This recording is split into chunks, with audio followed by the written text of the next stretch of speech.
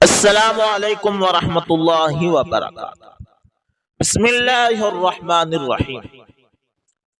مرزا قادیانی کی وہ دعا جو بارگاہ الہی میں قبول ہو۔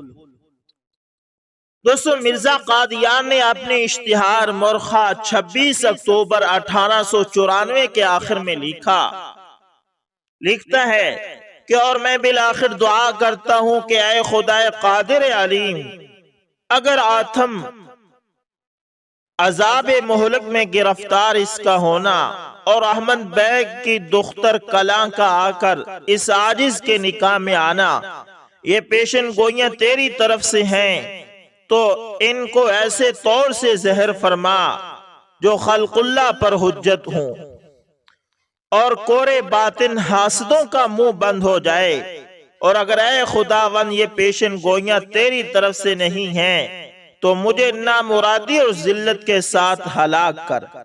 اگر میں تیری نظر میں مردود اور ملعون اور دجال ہی ہوں جیسا کہ مخالفوں نے سمجھا ہے، اور تیری وہ رحمت میرے ساتھ نہیں جو تیرے بندہ ابراہیم علیہ السلام کے ساتھ اور اسحاق علیہ السلام کے ساتھ اور اسماعیل علیہ السلام کے ساتھ اور یعقوب علیہ السلام کے ساتھ اور موسیٰ علیہ السلام کے ساتھ اور داؤد علیہ السلام کے ساتھ اور مسیح ابن مریم علیہ السلام کے ساتھ اور خیر الانبیاء محمد صلی اللہ علیہ وسلم کے ساتھ اور اس امت کے اولیاء کرام کے ساتھ تھی، تو مجھے فنا کر ڈال اور ذلتوں کے ساتھ مجھے ہلاک کر دے اور ہمیشہ کی لعنتوں کا نشانہ بنا، اور تمام دشمنوں کو خوش کر اور ان کی دعائیں قبول فرما۔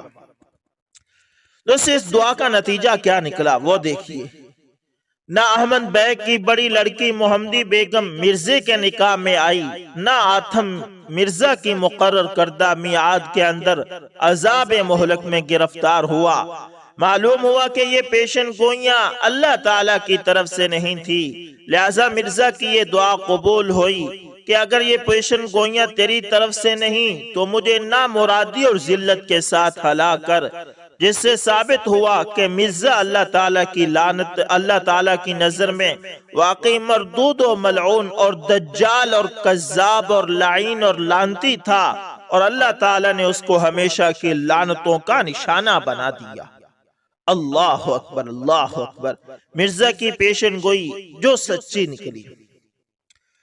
دوستو، مولانا ثناء اللہ امر ترسری مرحوم کو مخاطب کرتے ہوئے مرزا قادیانی ملعون نے لکھا کہ آپ اپنے پرچے میں میری نسبت شہرت دیتے ہیں کہ یہ شخص مفتری اور کذاب اور دجال ہے۔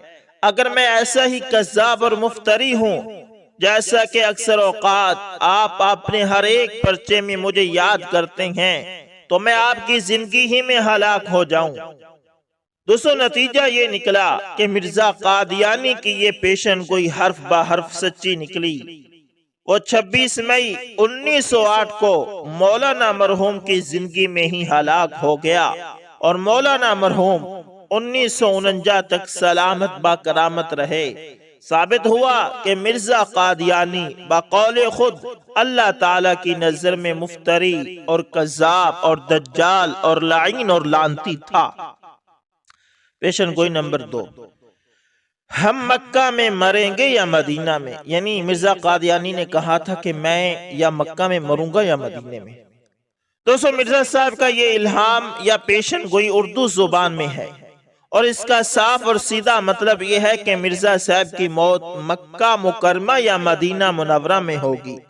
مگر دیکھیے، مرزا لعین کا انتقال لاہور میں بمرض حیضہ ہوا، اور مرزا لعین کے مرید ان کی لاش کو بذریعہ ریل گاڑی جو مرزا لعین کے نزدیک دجال کا گدھا ہے اس پر لاد کر قادیان لے گئے، تو یہ پیشن گوئی بھی غلط ثابت ہوئی۔ بزرگان محترم، مرزا غلام احمد قادیانی نے خود ہی ایک معیار مقرر کیا، اور اس معیار پر خود ہی پورا نہ اتر سکا۔ اب انہی کا فیصلہ ملاحظہ فرمائیے۔ تحریر کرتے ہیں کہ جو شخص، یعنی مرزا قادیانی لکھتا ہے کہ جو شخص اپنے دعوے میں کاذب ہو، جھوٹا ہو، اس کی پیشن گوئی ہرگز پوری نہیں ہو سکتی۔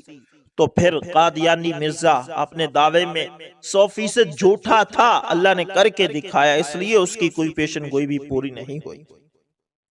قادیانیوں اور دوسرے کافروں کے درمیان فرق، دوسرے قادیانیوں میں اور دوسرے غیر مسلموں میں کیا فرق ہے؟ اس کا جواب عرض کرنے سے پہلے ایک مثال پیش کرتا ہوں۔ آپ کو معلوم ہے کہ شریعت میں شراب ممنوع ہے، شراب کا پینا، اس کا بنانا، اس کا بیچنا تینوں حرام ہے۔ اور یہ بھی معلوم ہے کہ شریعت میں خنزیر حرام اور نجس العین ہے، اس کا گوشت فروخت کرنا، لینا، دینا یا کھانا پینا قطعی طور پر حرام ہے۔ یہ مسئلہ سب کو معلوم ہے۔ اب ایک آدمی وہ ہے جو شراب فروخت کرتا ہے، یہ بھی مجرم ہے، اور ایک دوسرا آدمی جو شراب فروخت کرتا ہے اور مزید ستم یہ کرتا ہے کہ شراب پر زمزم کا لیبل چپکاتا ہے، یعنی شراب بیچتا ہے اس کو زمزم کہہ کر۔ مجرم دونوں ہیں، لیکن ان دونوں مجرموں کے درمیان کیا فرق ہے؟ اب خود ہی سوچئے، مرزائیوں نے یہی کیا ہوا ہے۔ قادیانیوں کو مسلمان کہلانے کا کیا حق ہے؟ قادیانیوں کو مسلمان کہلانے کا کیا حق ہے؟ دوستو، قادیانیوں کو یہ حق آخر کس نے دیا ہے کہ وہ غلام احمد قادیانی لعنتی کو نبی اور رسول سمجھیں اور پھر اسلام کا دعویٰ بھی کرے؟ حضرت محمد صلی اللہ علیہ وسلم کے کلمے کو منسوخ کر کے اس کی جگہ مرزا غلام احمد قادیانی لعین کو محمد رسول اللہ کی حیثیت سے دنیا کے سامنے پیش کریں، اس کلمے کا جاری کرائیں۔ آپ صلی اللہ علیہ وسلم کی وحی قرآن کی بجائے مرزا لعین کی وحی کو واجب الاتباع اور مدار نجات قرار دیں، اور پھر ڈٹائی کے ساتھ یہ بھی کہیں کہ ہم مسلمان ہیں اور غیر احمدی کافر ہیں۔ مرزا بشیر احمد لعنتی لعین بے غیرت لکھتا ہے کہ ہر ایک شخص جو موسیٰ علیہ السلام کو تو مانتا ہے مگر عیسیٰ علیہ السلام کو نہیں مانتا، یا عیسیٰ علیہ السلام کو تو مانتا ہے مگر محمد صلی اللہ علیہ وسلم کو نہیں مانتا، یا محمد صلی اللہ علیہ وسلم کو تو مانتا ہے، پھر مسیح موعود یعنی مرزا لعین قادیانی کافر بے غیرت کو نہیں مانتا، وہ نہ صرف کافر بلکہ پکا کافر اور دائرہ اسلام سے خارج ہے۔ کلمۃ الفصل کے اندر اس لائن نے لکھا ہے۔ زندیق مرزائی کی نسل کا حکم۔ دوستو، لیکن قادیانیوں کی 100 نسلیں بھی بدل جائیں تو ان کا حکم زندیق اور مرتد کا رہے گا، سادہ کافر کا حکم نہیں ہوگا۔ کیوں؟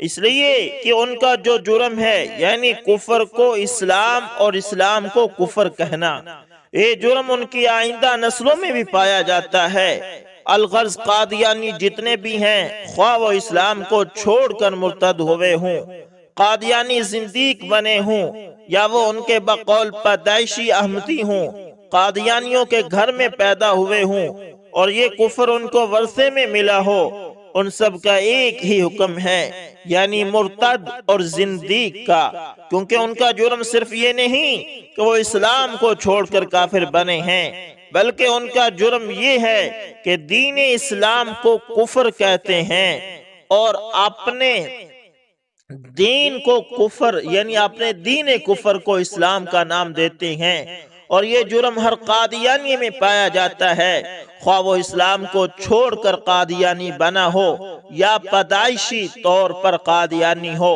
اس مسئلے کو خوب سمجھ لیجئے، بہت سے لوگوں کو قادیانیوں کی صحیح حقیقت معلوم نہیں۔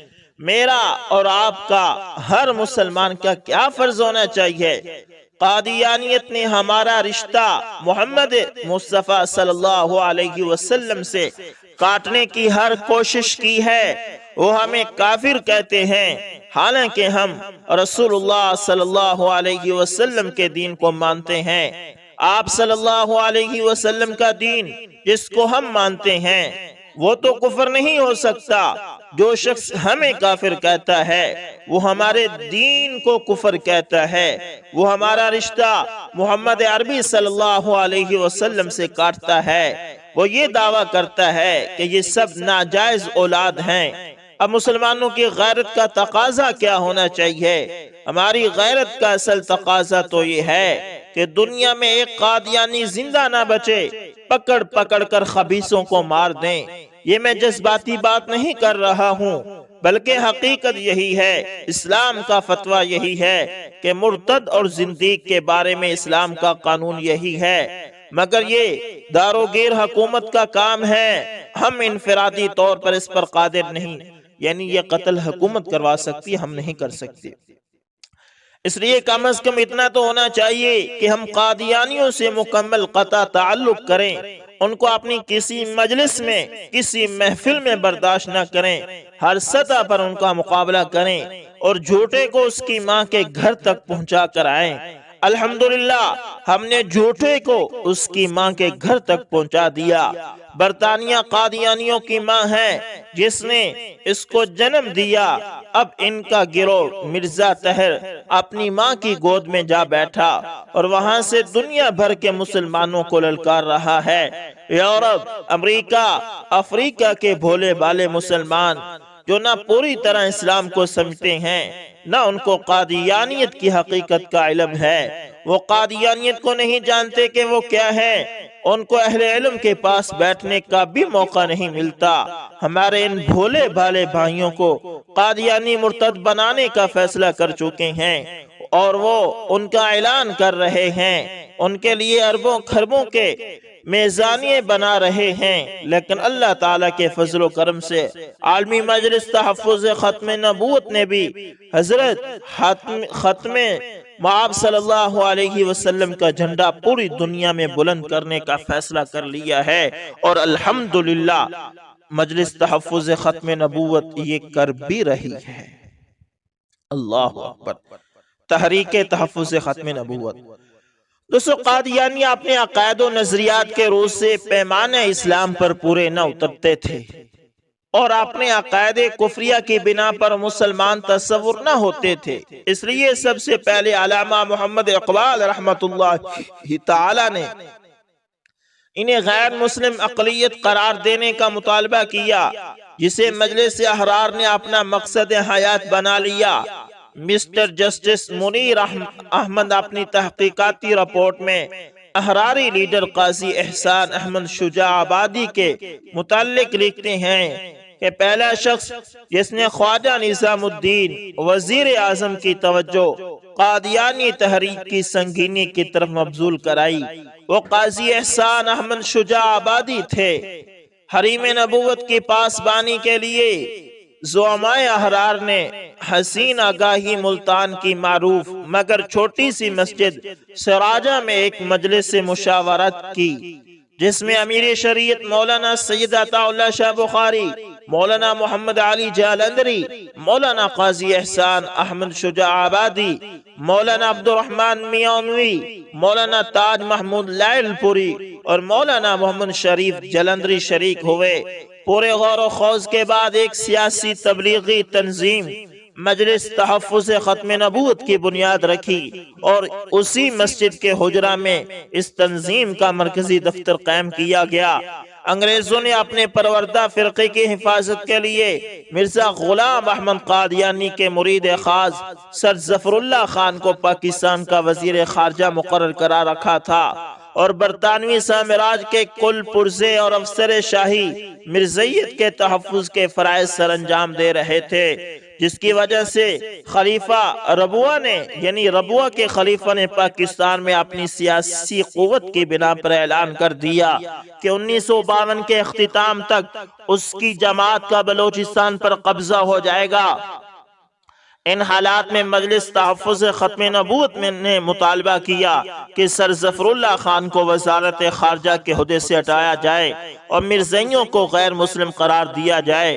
اس غرض کے لیے مجلس مذکور نے تحریک تحفظ ختم نبوت 1953 چلائی، جس میں 10,000 فدایان ختم نبوت نے جام شہادت نوش کیا۔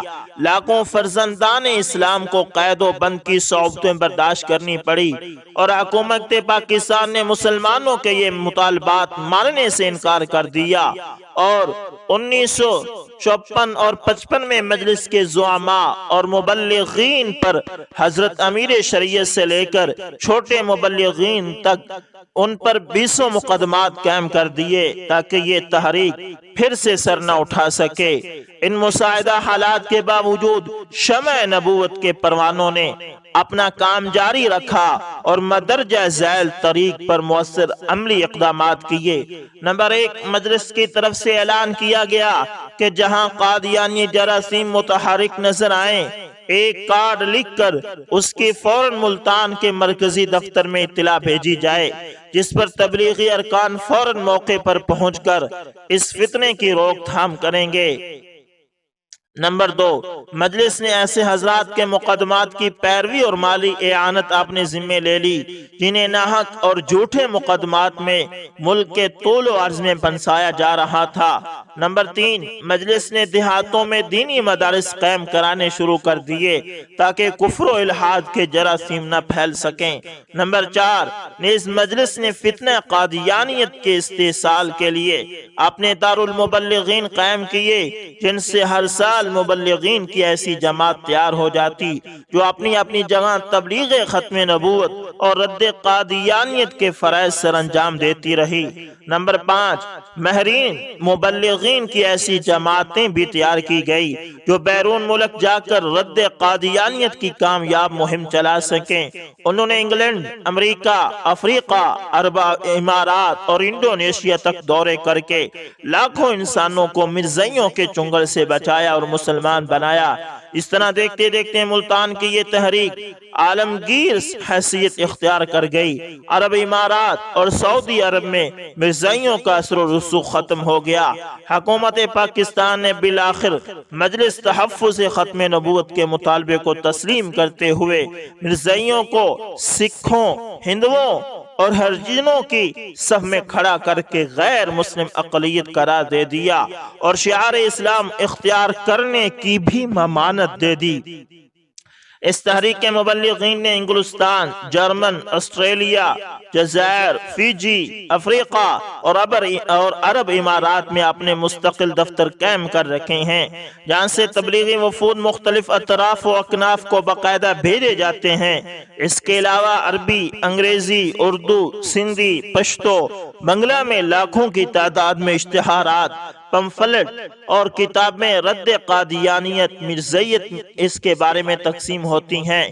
یہ سلسلہ اب تک جاری ہے اور ملتان سے اٹھی ہوئی ختم نبوت کی یہ تحریک اب پوری دنیا میں پھیل چکی ہے اور کم و بیش ہر جگہ قادیانیوں سے وہی مارکا گرم ہے جو یہاں ہمارے ملک میں رہا۔ مجلس کا صدر دفتر تعلق روڈ ملتان پر 1.5 لاکھ کی لاگت سے تیار ہو چکا ہے، جس کے ذیلی دفاتر کراچی، ڈھاکہ، چاٹگام اور انگلینڈ میں کام کر رہے ہیں۔ جنوبی افریقہ کی سپریم کورٹ میں مرزائیوں کے خلاف مقدمہ جھگڑنے کے لیے پاکستان کے رئیس المبلغین مولانا عبدالرحیم اشعر عنایت پوری نے کی اور اس وفد کے وکلاء کو مقدمے کی تیاری میں مدد دی اور کامیاب لوٹے۔ مجلس کے صدر دفتر میں قادیان کے گمراہ فرقے، اس کے قائدین، اس کے انصار اور اسے ترویج دینے والوں کے متعلق مکمل مواد اور لٹریچر موجود ہوتے ہیں۔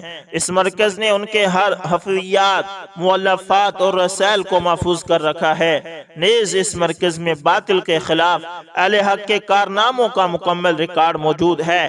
مالی وسائل اور مادی ذرائع کی قلت کے باوجود اس سلسلے میں اس مجلس نے جو عظیم کارنامے انجام دیے ہیں وہ بڑے بڑے مالی وسائل اور ذرائع رکھنے والے ادارے بھی انجام نہیں دے سکتے۔